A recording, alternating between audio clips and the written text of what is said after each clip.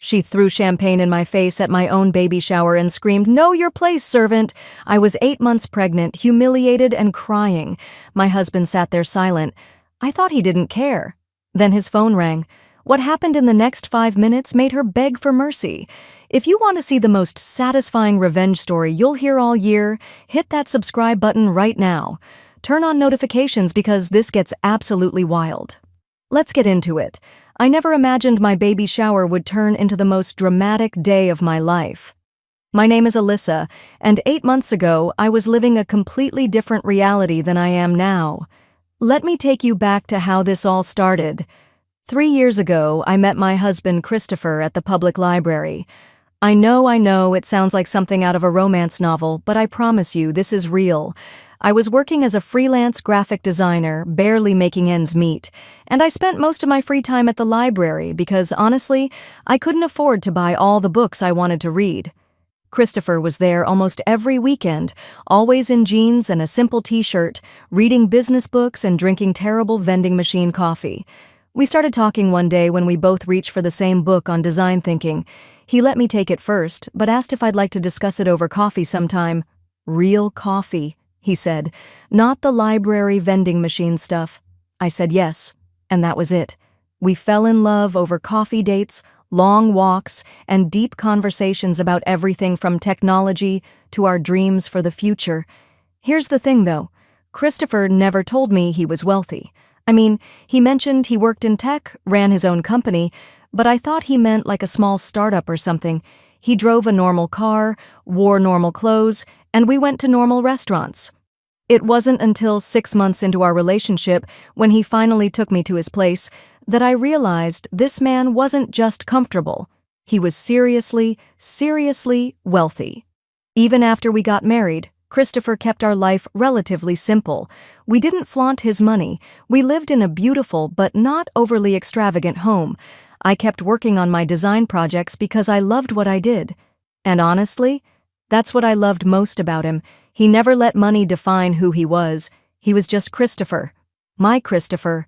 So when I found out I was pregnant, I was over the moon. We both were. And when it came time to plan the baby shower, I insisted on hosting it at our home. I wanted it to feel personal, intimate, warm. I spent weeks planning every detail. I chose a soft peach and cream color theme because it felt gentle and welcoming. I baked some of the desserts myself. I hand-wrote little thank you cards for each guest. This was my first baby, and I wanted everything to be perfect. The guest list was a mix of people from different parts of our lives. My childhood friends, my book club ladies, some of Christopher's colleagues and their wives. I'll admit, I was a little nervous about that last group. Christopher moved in very elite business circles, and sometimes I felt like I didn't quite fit into that world, but he always assured me that I was more than enough, exactly as I was. The day of the shower arrived, and I was buzzing with excitement. I woke up early, despite my pregnant body begging for more sleep, and started setting everything up. Christopher helped me hang decorations, arrange the food table, and set up the gift area. He kissed my forehead and told me I looked beautiful in my cream-colored maternity dress. I felt beautiful. I felt ready. Guests started arriving around 2 in the afternoon, and everything was going perfectly. My best friend Rachel came early to help me with last-minute details. My book club friends arrived together, bringing the most thoughtful gifts and warm hugs. Some of Christopher's colleagues and their wives arrived, and they were all polite and pleasant. I was starting to relax, thinking maybe I'd worried for nothing. And then Veronica walked in. Veronica was the wife of one of Christopher's business associates, a real estate mogul named Gregory. I'd only met her once before, briefly, at a charity gala. She'd barely acknowledged me then, and I'd gotten the distinct impression she didn't think much of me, but Christopher said it was important to invite them, so I did. She arrived 30 minutes late, which, honestly, I didn't mind. What I did mind was the way she swept into my home like she owned it. She was wearing this stunning crimson-red designer dress, the kind you see in fashion magazines, and she was absolutely dripping in diamonds and gold jewelry. Her heels clicked sharply against my hardwood floors as she walked past me, standing right there at the door, without so much as a hello. I watched her walk into my living room, look around with this expression of barely concealed disdain, and heard her say to no one in particular, "Well, the help certainly tried their best with the decorations, didn't they?" I felt my stomach clench. Rachel, standing next to me, squeezed my hand. "Did she just—" Rachel whispered, but I shook my head. Maybe I'd misheard. Maybe I was being sensitive. I decided to give her the benefit of the doubt and walked over to greet her properly. "Veronica, I'm so glad you could make it," I said, smiling warmly despite the knot in my stomach. She glanced at me, her eyes scanning me up and down like she was evaluating livestock. "Yes, well, where can I put my coat? And I'll need sparkling water, not still. Pellegrino if you have it. Room temperature, not cold." I blinked. "Oh, I can take your coat and let me check on the water for you." She thrust her fur coat into my arms without another word and turned away, already snapping her fingers at someone across the room. I stood there holding her coat, feeling ridiculous, but I told myself to stay calm. Maybe she just didn't realize who I was. Maybe she thought I was hired help. I'd clear it up and everything would be fine. I hung up her coat and brought her a bottle of Pellegrino from the kitchen. When I handed it to her, she took it without looking at me and immediately complained. "This is cold." I specifically said room temperature. "Are you new at this?" "Actually, Veronica," I said, keeping my voice gentle, "I'm not hired help. I'm Alyssa. This is my home. I'm hosting the shower." She laughed. Actually laughed. It was this sharp, mocking sound that made several nearby guests turn to look. "You? You're the host? In this house?" She looked me up and down again. "Nice try, honey. Now be a dear and get me water that's actually drinkable." My face burned with embarrassment. Rachel stepped forward, her voice firm. "She just told you she's the host. Maybe you should—" "I'm speaking to the staff." Veronica cut her off with a wave of her hand.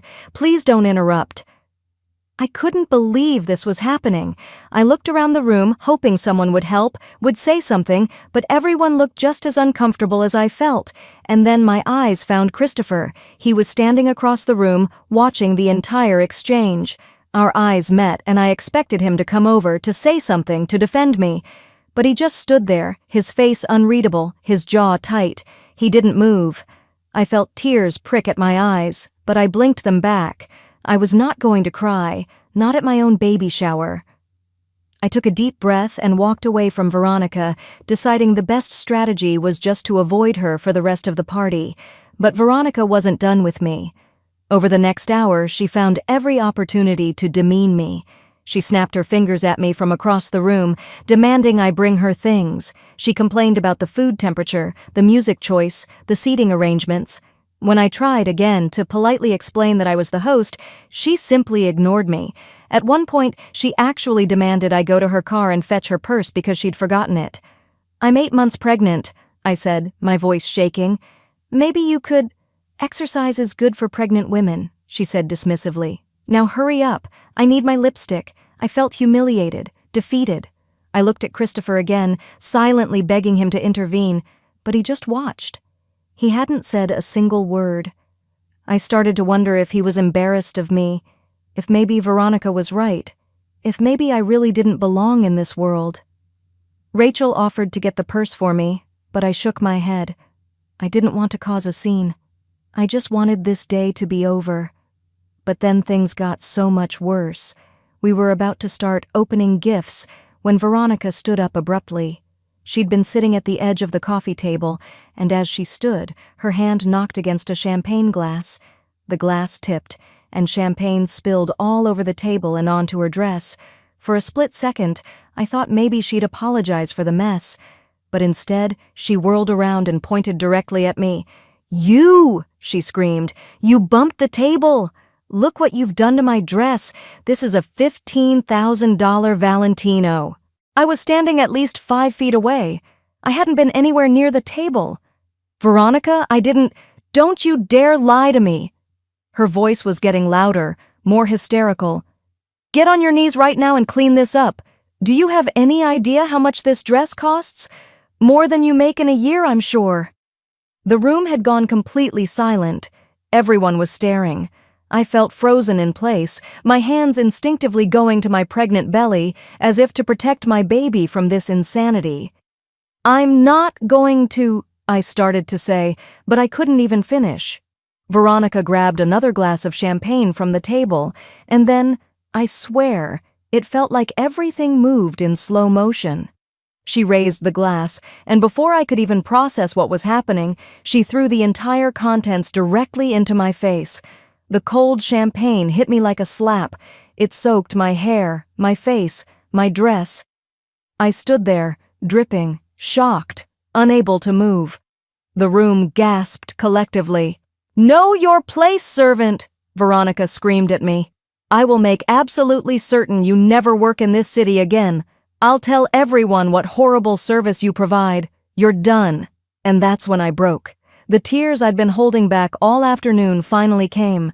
I stood there, 8 months pregnant, champagne dripping down my face, crying in front of all my guests. I'd never felt so small, so humiliated, so completely broken in my entire life. I looked at Christopher one more time, tears streaming down my face, silently pleading with him. Why wasn't he doing anything? Why wasn't he protecting me? Did he even care? But Christopher's face was perfectly calm. Too calm. He reached into his pocket and pulled out his phone. His fingers moved across the screen, typing something quickly.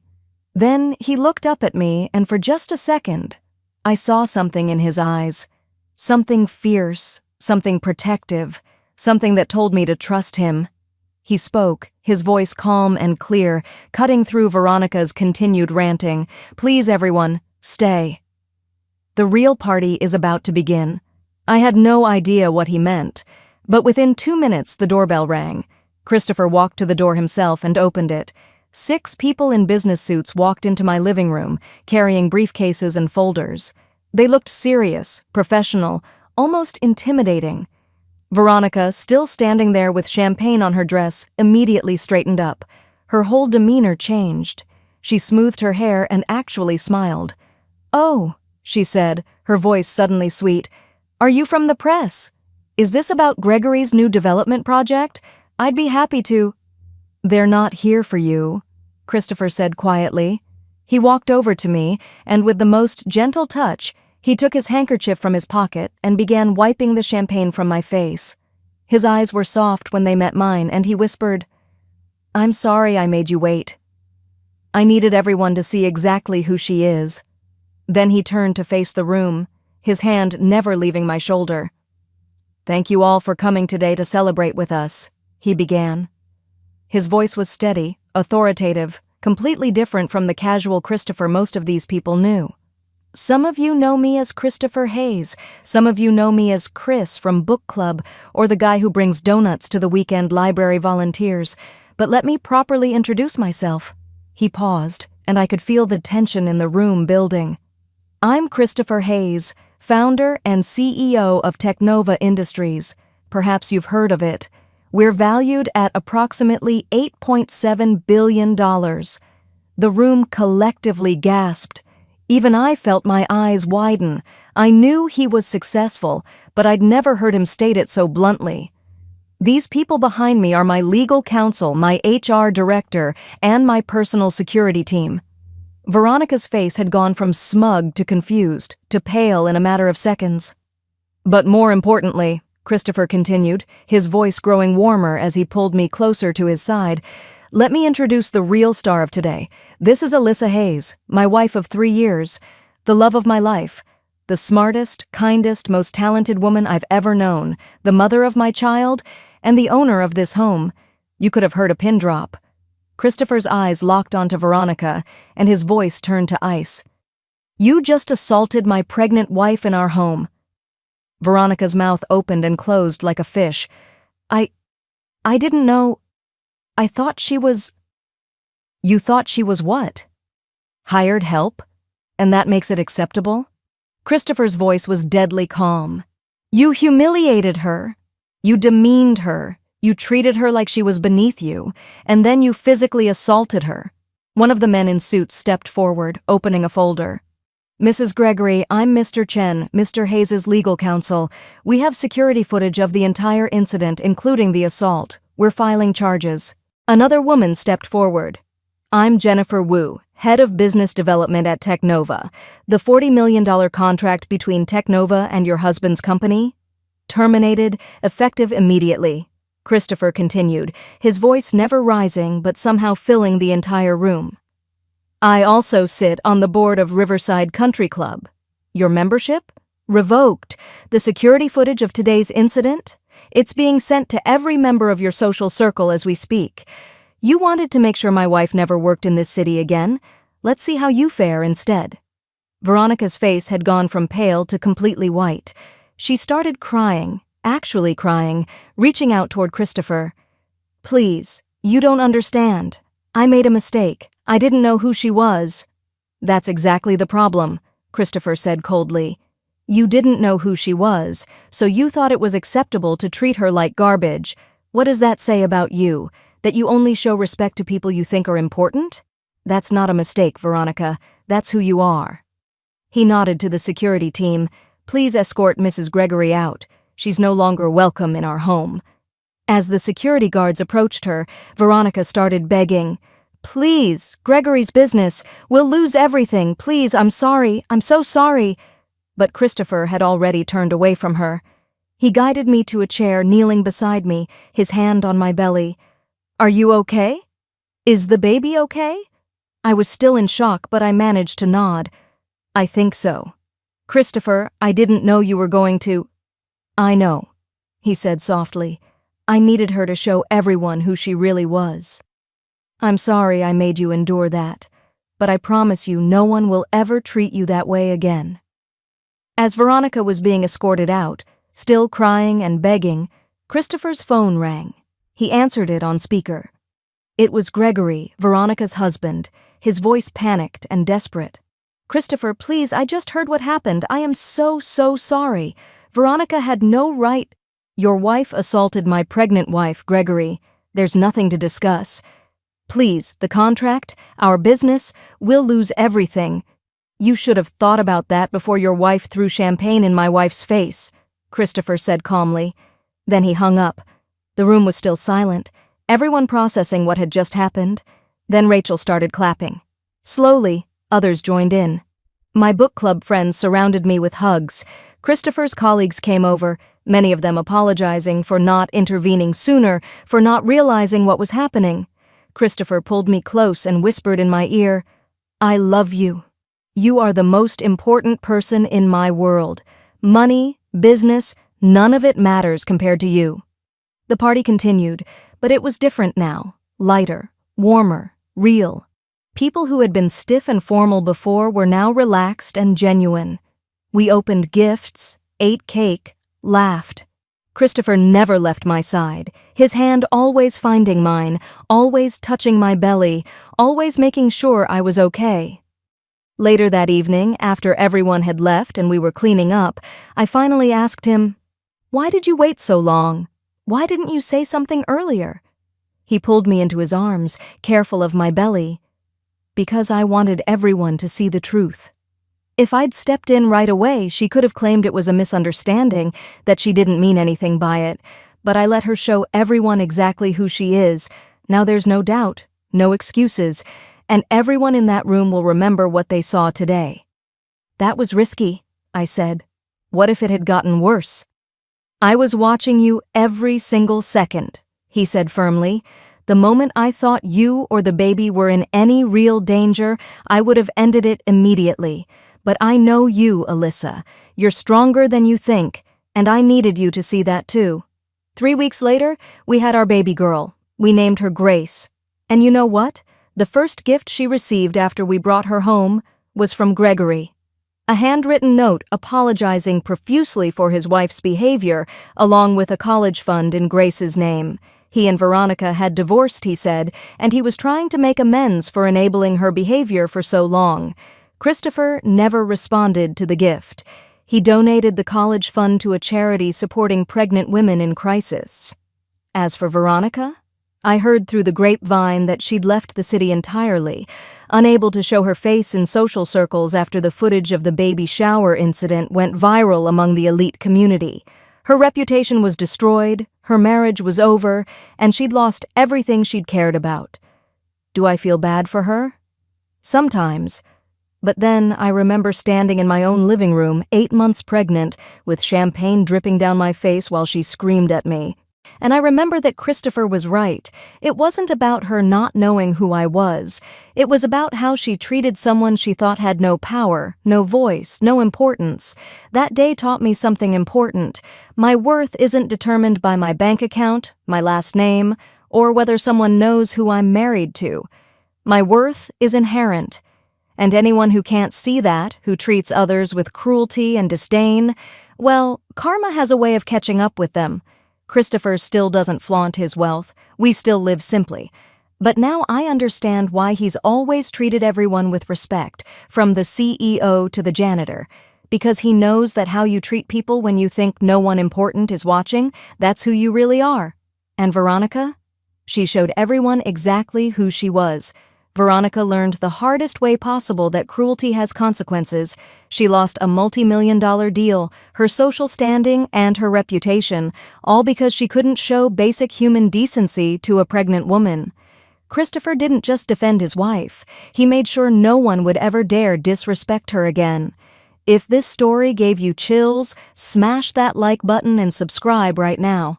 Comment below Team Alyssa if you think Christopher did the right thing, or too far if you think the punishment was extreme. I'm reading every single comment. Hit that notification bell so you never miss stories like this. Trust me, our next video is even crazier. Thanks for watching, and I'll see you in the next one.